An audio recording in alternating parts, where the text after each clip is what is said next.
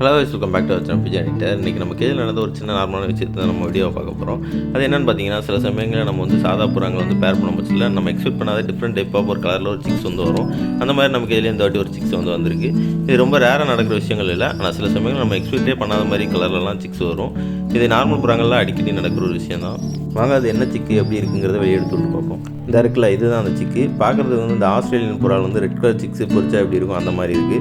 லெக்லாம் நல்லா பூட்லாம் பெருசாக ஃபுல் பாடியும் ப்ரௌன் கலரில் மண்டையில் கொண்டையோடு பிறந்திருக்கு. இந்த மாதிரி இது பிறந்திருக்கு காரணம் அதோட ஜீன் தான். அந்த பேரண்ட்ஸுக்குள்ளே இந்த பண்பு இருக்கும். ஆனால் எப்போதும் அது டாமினண்ட்டாக இருக்காது. சில சமயங்கள் அந்த இது டாமினண்ட் ஆகும் போச்சில் இந்த மாதிரி அதோட காலில் உள்ள முடி, அந்த மண்டையில் உள்ள கொண்டை, அந்த கலர் எல்லாமே அதோட ஜீன் தான் டிசைட் பண்ணும். இந்த முறை பிறந்திருக்கு இந்த சிக்ஸில் அந்த கேரக்டர் அப்படியே ஃபுல்லாக வெளியே தெரிஞ்சிருக்கு. இன்னொரு சிக்கு அது நார்மலாக எப்போதும் பிறக்கிற மாதிரி சின்னதாக கொண்டையோட காலில் கொஞ்சம் முடியோட பிறந்திருக்கு. இதுதான் பார்க்குறதுக்கு ஆஸ்திரேலியா மாதிரி தெரியுது. ஆனால் இது ஒரிஜினலாக அந்த ரெண்டு பேரண்ட்ஸுக்கு பிறந்த சிக்கு தான். இந்த நார்மல் பீஜன்ஸ் அதோட கலர்ஸ் ஜீன்ஸ் டிசைட் பண்ணுற மாதிரி, ரேசிங் பீஜன்ஸ் அதோட பிளட் லைன் தான் அதோட கெப்பாசிட்டியும், அது மாதிரி கர்ணப்புறாங்களையும் அப்படி தான். ஃபேன்சி பீஜன்ஸில் அதோட மார்க்கிங்குமே ஜீன்ஸ் தான் டிசைட் பண்ணும். இந்த வீடியோவில் தான் அப்படி லைக் பண்ணி சப்ஸ்கிரைப் பண்ணிக்கோங்க. தேங்க்ஸ்.